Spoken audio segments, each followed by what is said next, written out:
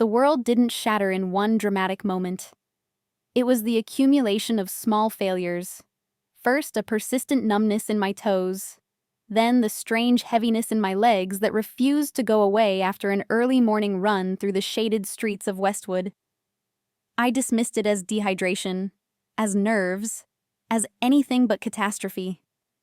After all, I was Kate Perry, co-founder and CEO of the fastest-growing fintech startup on the West Coast. My name trended quarterly. My company's valuation made headlines. I had my dream home, with high windows and city views that reminded me every night how far I'd climbed. The first real warning was subtle enough to ignore, stumbling on the marble staircase in our foyer. Then, 2 days later, my legs buckled under me at a board meeting. That time, there was no way to keep it quiet. The hospital stay was supposed to be brief, a battery of tests, a flurry of specialists, everyone promising I'd be out soon. But the MRI scans told another story. Words like autoimmune, acute neuropathy, and unpredictable progression were tossed around by people who didn't look me in the eye. I tried to pretend I was still in control of this narrative, even as I lost control of my body. The CEO forced to watch her own muscles wither beneath starched hospital sheets. Discharge day felt nothing like freedom. The front steps I'd posed on for magazine covers now taunted me. Impossible obstacles. David adjusted our routines seamlessly. Meals arrived on trays instead of at the dining table. He took my calls, scheduled my meetings, insisted I focus on my recovery, just until the symptoms stabilized, he promised. It seemed well-intentioned then, a partner stepping in when I couldn't. But control slipped so quietly. Legal papers were printed, to keep things running smoothly. The power of attorney transfer appeared in a packet on my bedside table, a contract I signed with trembling hands, convinced it was only temporary. David assured me my board seat was secure, that it was all for optics. My signature cost me 5 seconds, but ultimately so much more. And then Sam arrived. She moved into the guest suite with cheerful efficiency. "Support," David said. But the house closed in on me, the silence thickening with each of their footsteps outside my door. Sam took over my schedule, my pills, my privacy. Emails went unanswered. Messages grew terse. I watched my own company's investor updates with no input, frozen outside what I'd built, powerless to clarify even a misreported revenue slide. Isolation crept over everything. These rooms, once filled with victory and drive, became my cage. I realized how easily independence was lost, not in a dramatic collapse, but in quiet, relentless increments. One morning, staring at the ceiling from the softness of my king bed, I made a silent decision. If I could not move my body, I would have to move my mind. The world outside had narrowed to hospital walls and home corridors, but I wouldn't let it close in further. There had to be a way back, a way to reclaim not just my company, but myself. Grief can be very public, especially when it comes wrapped in expensive suits and carefully curated humility. I watched from my home's glass-walled office as David slipped seamlessly into the role of devoted husband, drawing investors close with stories about his exhausted, bedridden wife and the sacrifices he was making for family and company alike. Online tributes poured in. What resilience he displayed, what loyalty to carry my burdens while steering the ship through turbulent markets. But out of the spotlight, his ambitions sharpened. The company's future, he said, demanded bold action. Paperwork arrived daily. Shareholder updates, always missing attachments, notifications of board meetings, scheduled without my input, and then mysteriously postponed at the last minute. I'd try to attend Zoom calls, waiting in the virtual lobby as technical issues kept me out. David would later apologize, commenting on how pale and tired I'd looked, how everyone agreed it was best if I focused on healing. My voice grew quieter in my own company, replaced by his. Then came the dilution. At first it was just numbers, stock splits, new funding rounds, series of digital signatures attached to agreements I'd never seen in full. My shareholding percentages slipped downward, control fractions of a point at a time. David's explanations were always urgent. Bridge rounds to keep the company afloat, employee compensation packages to retain key talent, strategic partnerships on the verge of collapse unless we acted. But the names of the new funds on the cap table meant little to me, and money seemed to move in ever-widening circles, out of reach, across jurisdictions I had never approved. I saw the company's assets sliced, recombined, and quietly redirected, often to offshore vehicles I traced in late-night searches, piecing together what little digital evidence my barred admin accounts would allow. Social media painted a saintly portrait of him. Investment blogs lauded his poise under pressure. Employees retweeted glowing tributes to David's vision and stewardship. Every tribute felt like a knife. He'd hold court in investor roundtables, always just outside my earshot, always emphasizing my lingering illness. I could hear enough, sometimes, to recognize the veiled message. Kate is unwell. Kate is not up to the task. What could I do, day after day, as my world narrowed to four walls and my reputation was quietly rewritten without my consent? Isolation pressed closer. Sam now monitored my calendar, screening every call. My questions about company direction were answered with vague reassurances, or not at all. The first glimmer came unexpectedly, a financial headline, half glimpsed on an old tablet I'd rescued from a pile of obsolete devices.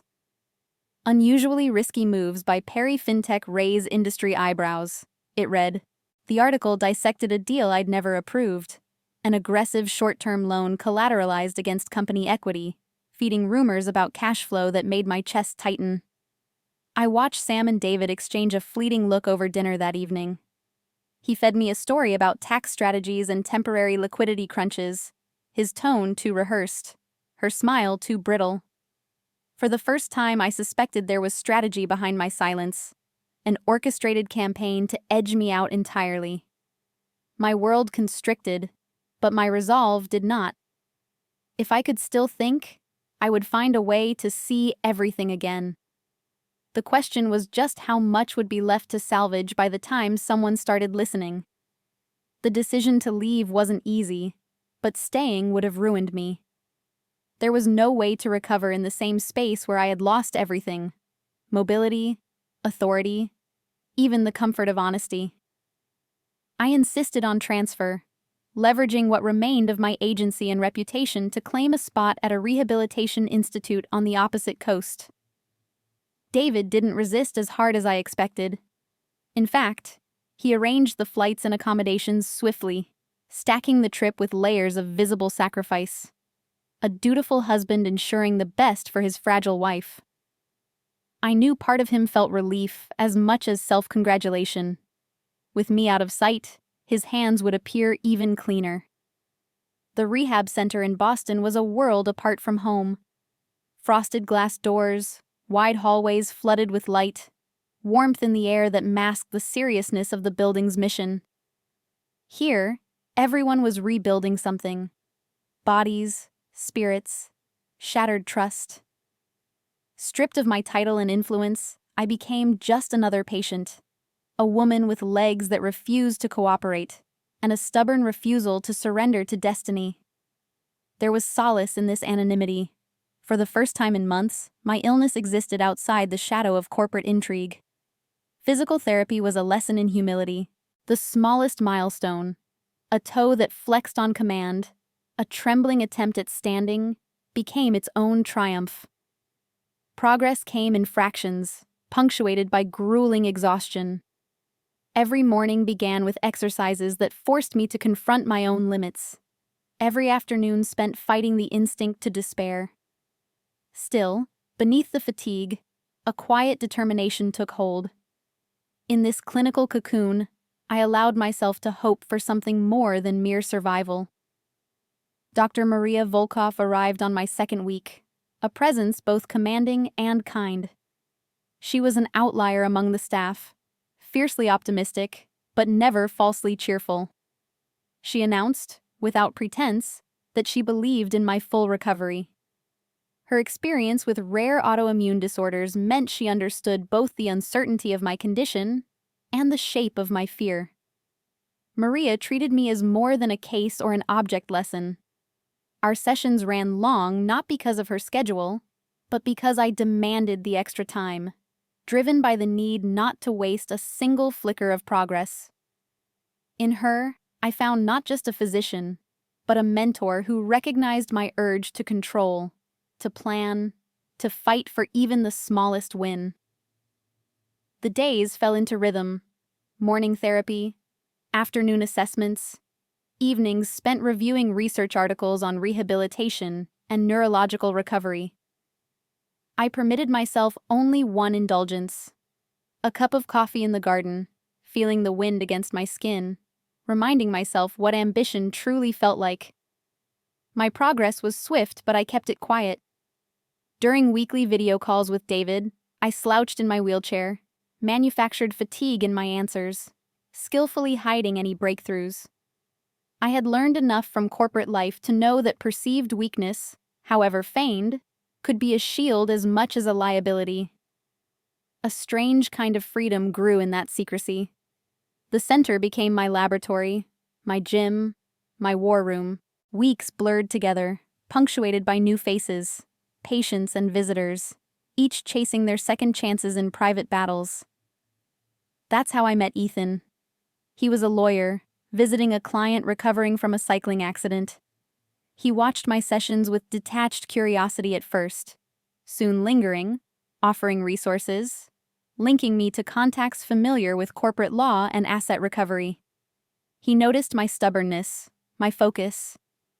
In his measured advice, I saw not pity, but a challenge. Was I ready to match the legal battle to the physical one? With allies at last and hope clawing its way back into my voice, I learned to orchestrate my own recovery in secret. For the first time since my diagnosis, I believed I might someday stand tall as more than a patient, more than a victim. Out of David's line of sight, among strangers whose only agenda was healing, I began to imagine a life beyond silence, and the quiet beginning of a plan to reclaim all that had been stolen. The urge to act had been growing for weeks, an itch under my bruised pride and battered skin. Even as each measured step of rehab reawakened my body, my mind gnawed at the silence, at all I suspected David was hiding. I'd spent too many years in fintech to be easily outfoxed by clean audit trails or polite stonewalling. If there was a chance to see what he wanted to keep from me, I would take it, no matter the risk. My chance came late one evening, after the therapy wing stilled and only the hum of machinery remained to witness what I was about to attempt. Maria had left me exhausted, but restless, Ethan's questions during earlier coffee still echoing in my head. I found the battered Surface tablet hidden in a drawer with my old tech, hands trembling with an anticipation richer than fear. It wasn't much by modern standards, but it offered an entry point, a way to skirt the permissions David had so carefully stripped from my normal devices. Old instincts took over. In my days as CTO, I'd written many of our early security protocols myself. I still understood the skeleton key logic behind our internal file management. I dusted off my memory, pieced together the admin backdoors David likely hadn't considered, and slipped into the company's legacy document archive. The login screen pulsed with possibility. I followed footprints through shadow directories where executives never thought to look, places where the real work and the real secrets collect. The files came alive beneath my touch. At first, just dull company minutia, amendments, vendor negotiations, asset reports that looked routine. But as I burrowed deeper, patterns began to emerge. PDFs saved under gibberish names led at last to unencrypted chat exports, email chains, travel receipts, records no publicist would ever risk sending to PR. I started to see S's name, Sam, threaded consistently alongside David's, not just as my supposed caretaker, but as the recipient of coded affirmations and bookings for weekends in cities where the company held no office. They were careful, but not perfect. With each calendar entry and private chat, I wove together a tapestry darker than organizational disloyalty. This was personal. The affair wasn't just speculation.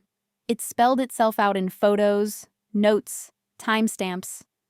The man managing my life was managing a double one, and Sam's cheerful routines now felt like taunts delivered behind closed doors. The pain of that discovery threatened to eclipse everything else. My mind flickered with memories of the first weeks I spent unable to walk, the trust I'd given him, the ways my own vulnerability had become a smokescreen for his betrayals. But another thread tugged me forward. Alongside the affair, a digital trail of asset movements far bolder than what I'd suspected. Bank transfers to unfamiliar holding companies. Amped-up risk flagged in private investor calls, none of which I'd ever received. Shell corporations blooming like fungus in financial records, clear as day to anyone who knew what to look for. Offshore accounts pinged to coordinates a hemisphere away. Every file brought a sharper edge to my rage, but also new clarity. I was right to be suspicious. What they'd taken from me was both personal and professional. David's campaign wasn't about company survival. It was a calculated effort to shut me out, perhaps permanently. I documented everything. Screenshots saved to physical USBs, duplicate copies emailed to a secure account Ethan had insisted I set up. By the end of the night, I could barely keep my eyes open. Exhausted but exultant, I trusted my recovery to routine and my future to detail, knowing legal firepower would be needed if I was ever to turn the tide. Ethan was waiting for news. I sent him encrypted summaries of what I'd found, outlining the affair, the forged asset trails, everything pointing toward a pattern of corporate fraud. He replied with action steps: retain all evidence, remain silent publicly, and let his connections begin the forensics before David suspected a thing. Suddenly, the effort of therapy seemed only half my fight. Now I had proof, purpose, and an ally ready to expose the truth. The time of simply surviving was over. The real war for my name, and my company, had begun. The hospital's final discharge paperwork was stamped and filed, yet I felt oddly untethered. Not released, not free, only transferred. David and Sam arrived to collect me, their faces carefully arranged into masks of concern and optimism. They expected a patient. I played the role. The center's wheelchair was more stage prop than necessity now, but appearances had become my armor. I let myself be guided, lifted, rolled, every gesture reinforcing their illusion. The journey home blurred, my thoughts churning through strategies and next moves. The house appeared unchanged, every surface polished to sterile perfection. My company photos still hung on the entry wall, the polished granite of the foyer reflecting someone else's memory of strength. David and Sam ushered me through a script. Gentle hands, reminders to rest, reassurances that everything was under control. I nodded, feigned exhaustion, allowed myself to be deposited under thick blankets as they retreated to whispers and closed doors. Night fell slowly, shadows yawning across the ceiling.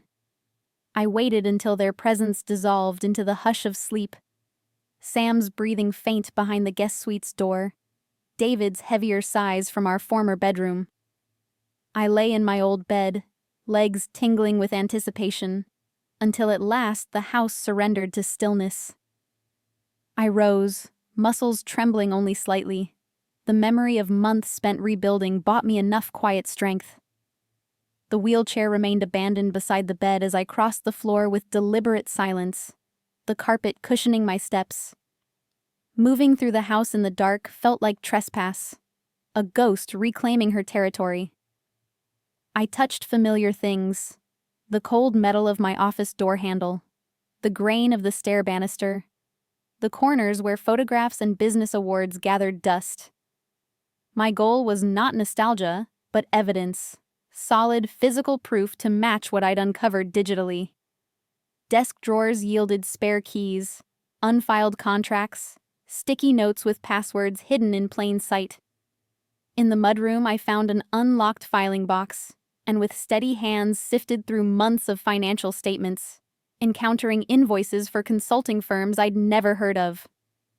Everything pointed to preparation: legal groundwork, documentation of absence, a careful audit trail reconfigured to erase me.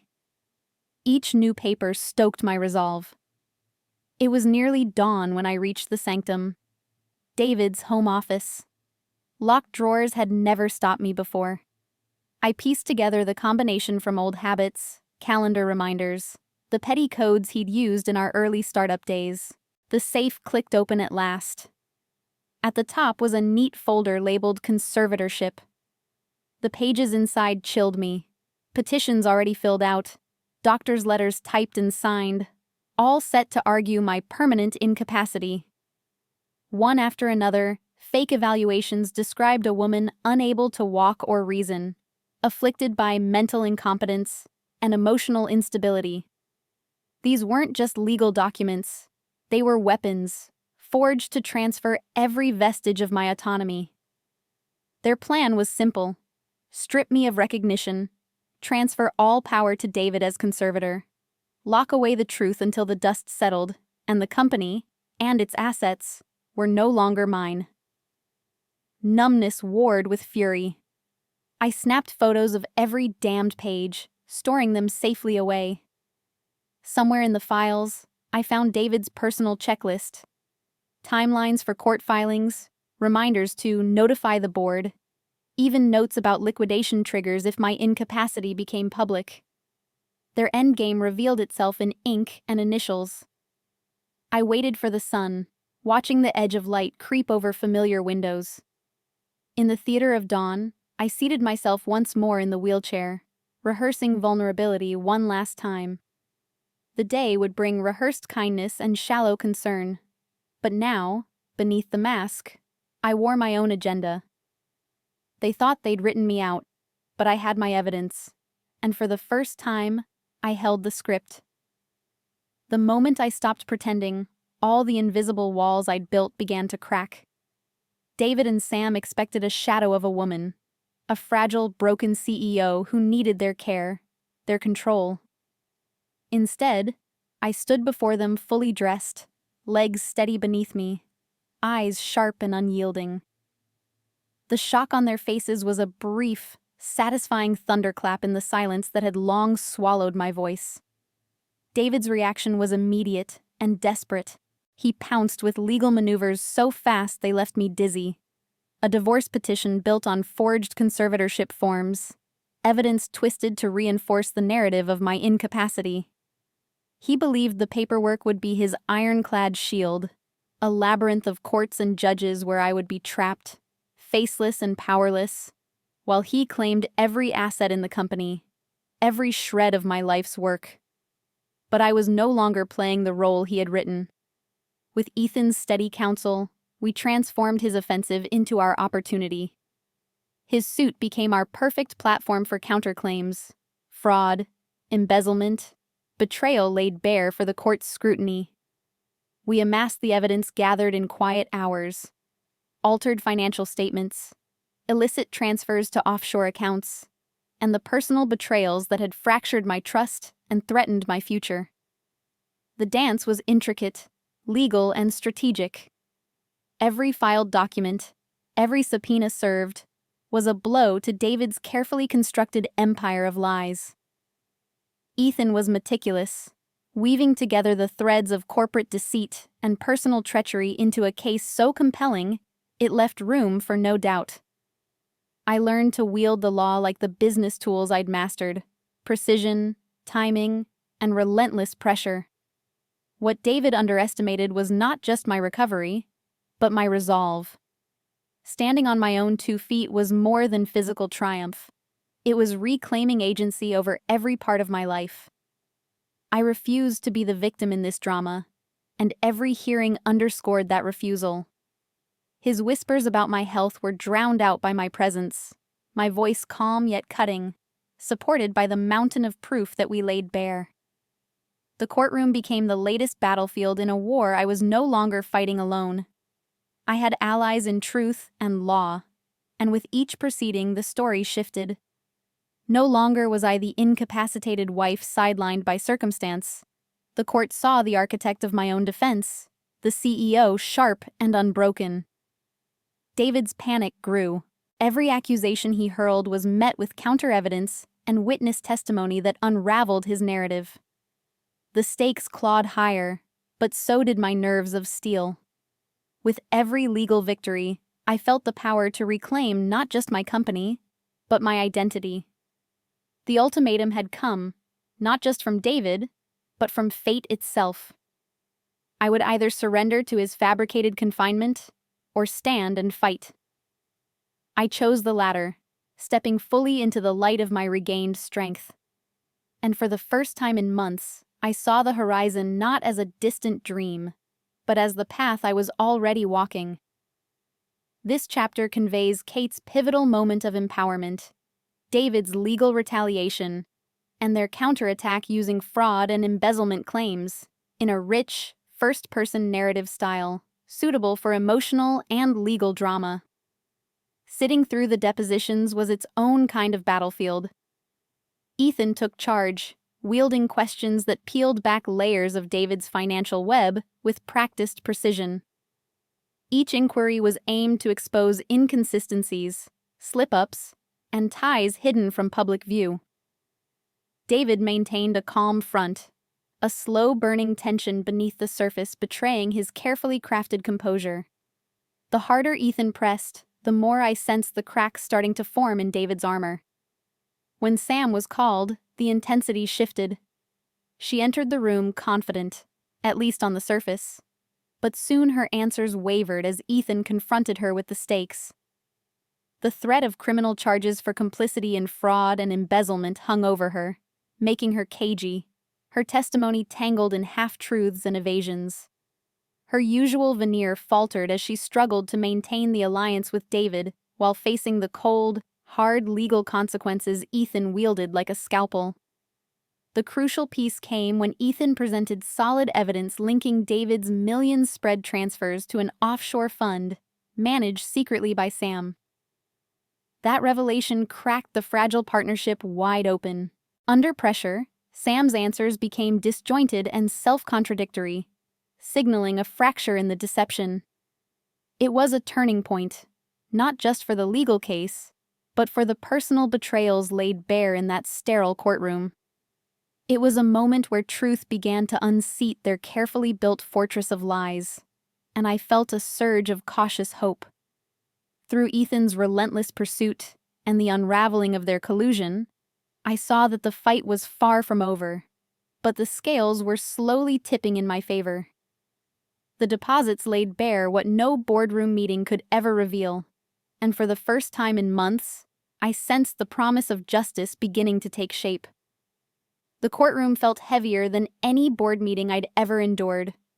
Cold, sterile, with rows of cold eyes waiting to see if I truly was the woman David claimed I was.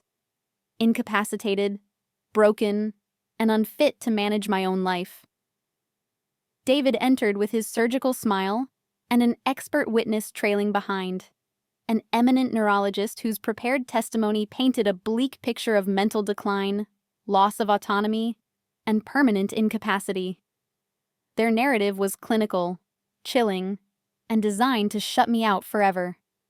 But beneath that cold narrative was a truth far different, and I was ready to tell it. Dr. Maria Volkoff, my steadfast mentor through months of rehabilitation, took the stand with a quiet confidence that immediately cut through the courtroom's tension. Her words described not a woman defeated by illness, but one fiercely reclaiming her strength. She talked of my rapid progress, my regained mobility, and, most importantly, my unwavering mental clarity. Maria's testimony was more than medical fact. It was an act of defiance against the falsehoods David had spun so expertly. Then came my moment.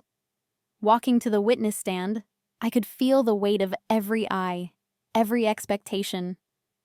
I let my body tell the story David wanted to bury, the solid footing beneath my feet, the steady gaze meeting the room. No cane, no wheelchair, no shroud of weakness. My voice, clear and measured, carried the truth of countless hours of grueling work and quiet determination. I refuted the lies spun in legal language, disproving their claims one word at a time, backed by real progress and undeniable spirit. Ethan's final blow was surgical, presentation of evidence that revealed the calculated fraud beneath David's schemes.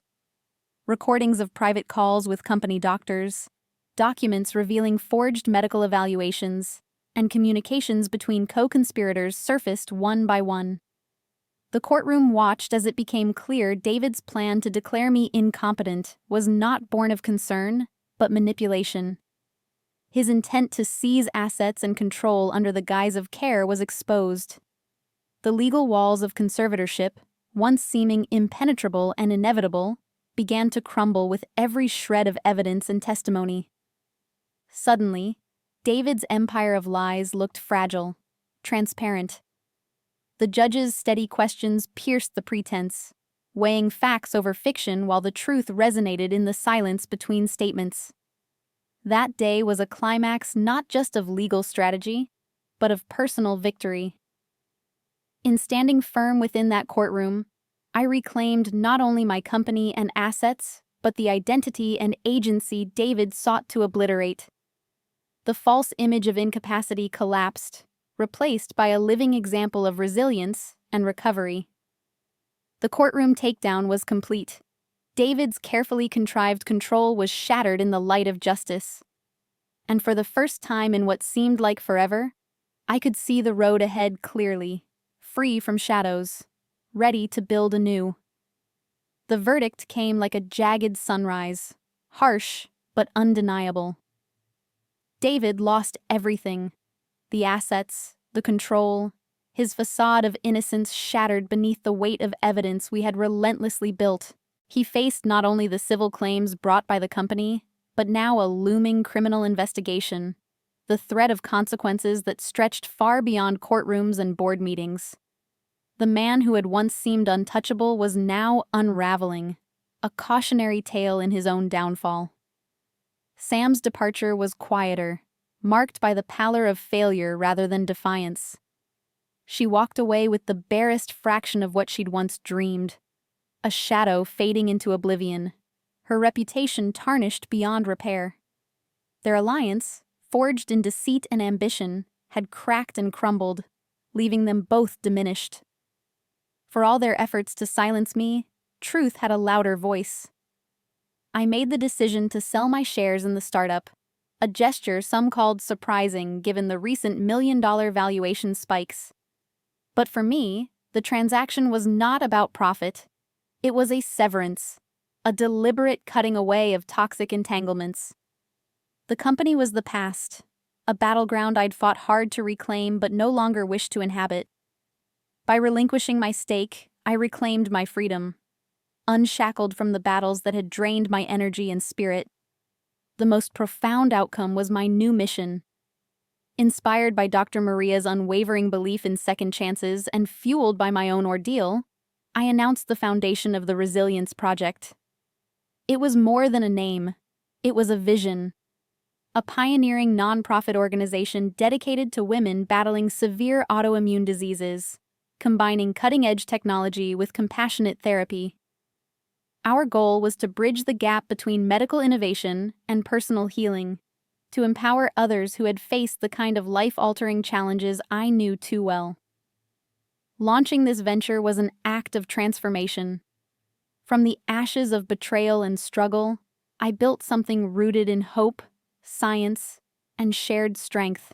The Resilience Project was a sanctuary where technology met humanity, where the stories of survival fueled advances in treatment and the restoration of not just bodies, but entire lives. Standing at the crossroads of past wounds and future promise, I found my new purpose. It was no longer about proving myself to others, but about giving back, to use what I'd learned to light the way for women who still face the darkness. In that chapter, I was not just a survivor. I was a leader, a creator of pathways where none existed before. My journey was far from over, but for the first time since the diagnosis, the horizon held something powerful. The chance to turn pain into resilience, brokenness into innovation, and loss into a legacy that could heal and inspire. 1 year had passed since I stood in that courtroom, stripping away the last veils David had drawn over my identity and my life. Time had not merely healed, it had transformed me. I had shed the old labels, patient, victim, imprisoned CEO, and stepped fully into a new role I had forged from the ashes, the CEO of Resilience. The Resilience Project had blossomed into more than a vision. It was now a thriving beacon for women grappling with the same devastating autoimmune challenges I had survived. Combining advanced technology with personalized therapy, we were breaking barriers in rehabilitation, leveraging data, virtual reality, and AI-assisted diagnostics to tailor recovery paths far beyond anything I had imagined possible during those darkest days. My passions for innovation and compassion had merged, creating tools that amplified human strength and rewrote the narrative of survival. Standing in the gleaming new wing of the Resilience Project, surrounded by faces both familiar and new, grateful patients whose courage inspired me daily, Dr. Maria, whose mentorship was an unwavering light. I felt a profound sense of purpose. This was what I had been fighting for. A community where trauma was not the end, but the beginning of transformation. A letter awaited me in my office, a silent echo from the past. It bore David's handwriting, perhaps a regret, a plea, or a final attempt to reclaim power. But those words no longer held sway. News flashes about Sam's obscurity and David's legal downfall crossed my screen, reminders that their chapter had closed while mine flourished. We weren't just rebuilding bodies here. We were rebuilding lives, rewriting stories, turning pain into strength. My life was no longer defined by wealth or the shifting tides of corporate fortunes, but by meaning, by the tangible hope we offered every woman who walked through our doors seeking recovery and respect. As the sun set over the horizon visible from my corner office, I allowed myself a quiet smile. Here, in this place of renewal and innovation, I was finally home. Not as a survivor, but as a guide, a leader, and the CEO of my own resilience.